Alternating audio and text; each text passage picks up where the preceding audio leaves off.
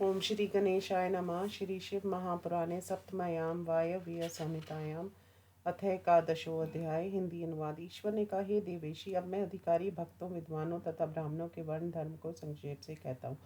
त्रिकाल स्नान, अग्निहोत्र, लिंगर्चन, दान, ईश्वर भाव, सदा सबके प्रति दया करना, सत्य, संतोष, आस्तिक भाव, सब प्राणियों में अहिंसा, लज्जा, श्रद्धा, स्वाध्याय, वेद पाठ, योग तथा वेद पढ़ना, धर्मशास्त्रों का व्याख्यान, ब्रह्मचार्य, कथा श्रवण, तप, क्षमा, शौच, शिखा, यज्ञोपवीत, पगड़ी तथा दुपट्टा धारण करना। हे देवी, निषिद्ध वस्तुओं का सेवन न करना, भस्म तथा रुद्राक्ष धारण करना, पर्व दिनों में तथा चतुर्दशी को विशेष रूप से पूजन करना। हे प्रिया, ब्रह्मा कूर्च विधि से प्रतिमास पंच कव्य का पान करना, उसी से शिवलिंग को स्नान कराना, सभी क्रियाओं, अन्नों तथा श्राद्धनों का त्याग करना, विशेषकर बासी भोजन और जौ से तैयार किए भोजन को छोड़ना, मध्य मध्य गंध मुझे अर्पित नैवेद्य को छोड़ना, ये ब्राह्मणों का धर्म है। अन्य वर्णों के लिए यह सामान्य धर्म है। क्षमा, शांति, संतोष, सत्य, असत्य, ब्रह्मचार्य, मेरा ज्ञान, वैराग्य, भस्म धारण, एकांतवास, इन 10 नियमों का विशेष आचरण करें। ये योगियों के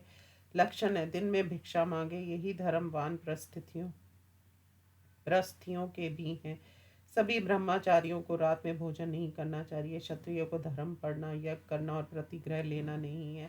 वैश्यों को भी इन कर्मों की आज्ञा मैंने नहीं दी है। सब वर्णों की रक्षा, युद्ध में शत्रुवाद, दुष्ट मनुष्य, पक्षी तथा मृगों को दंड देना, सब में अविश्वास करें, केवल मेरे योग में तत्पर व्यक्तियों पर विश्वास करें। ऋतुकाल में स्त्री सहवास और सेना की रक्षा करें।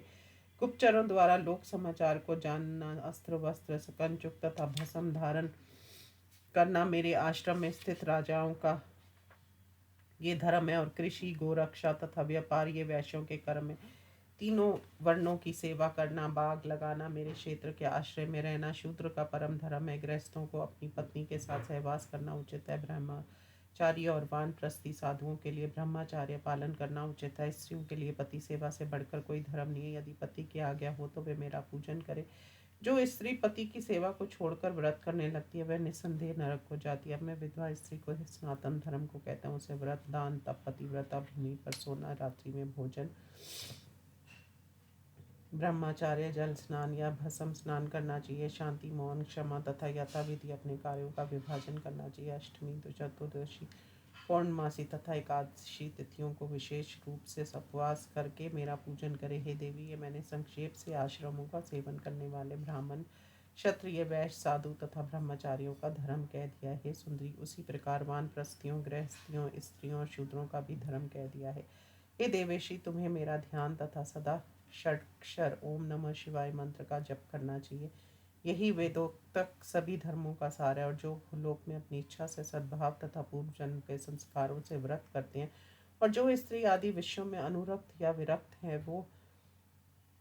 वे कमल पत्र की भांति पापों से लिप्त नहीं होते। उन्हें विशुद्ध विवेक वाले पुरुषों को मेरी कृपा से आत्मज्ञान प्राप्त होता है, क्योंकि आश्रम धर्म की रक्षा करना कठिन कार्य है।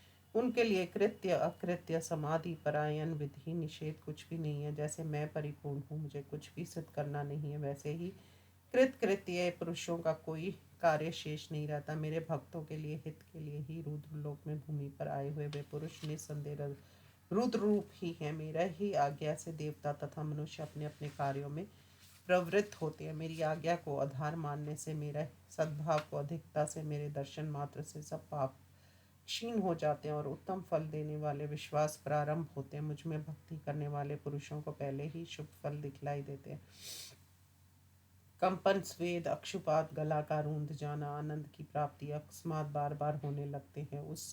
उन स्वाभाविक लक्षणों के मध्य मध्यम उत्तम भेद से मनुष्यों के भेद समझने चाहिए। जैसे आग में डाला गया लोहा केवल लोहा नहीं होता, वैसे ही मेरे भक्त केवल मनुष्य ही नहीं रह जाते। मनुष्य शरीरधारी रुद्रों में हाथ पैरों की समानता को देखकर उन्हें सामान्य पुरुष समझकर पंडित उनका अपमान न करे।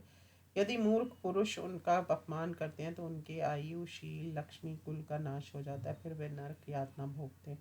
ब्रह्मा, विष्णु, इंद्र तथा महात्माओं के पद मेरी तुलना में रुई के समान हल्के हो जाते हैं। बौद्धिक ऐश्वर्य अशुद्ध है, पुरुषार्थ जड़ है, अंत गुणातीत। पद की इच्छा करने वालों को गुणों की महानता को छोड़ देना चाहिए। अधिक क्या कहा जाए।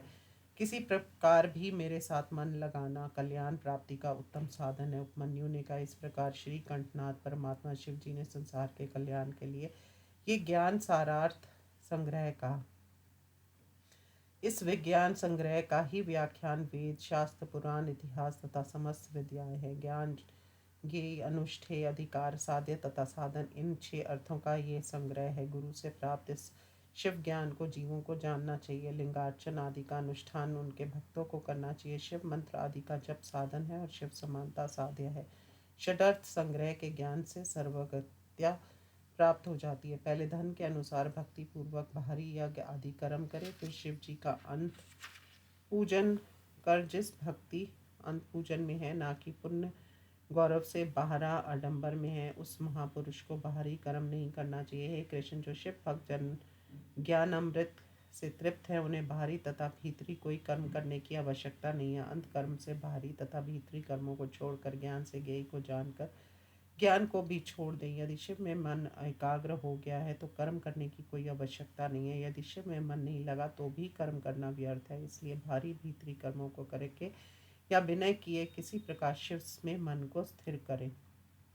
जिन स्थिर बुद्धि वाले संजनों का शिव में चित्त स्थिर हो गया, उन्हें इस लोक तथा परलोक में परम शांति मिलती है। ओम नमो शिवाय, इस मंत्र से ये सब सिद्धियां मिलती है। इसलिए पर तथा अपर विभूतियों को प्राप्त करने के लिए इसका मनन करना चाहिए। इस प्रकार श्री शिव महापुराण में शिव ज्ञान वर्णन नामक 11वां अध्याय समाप्त।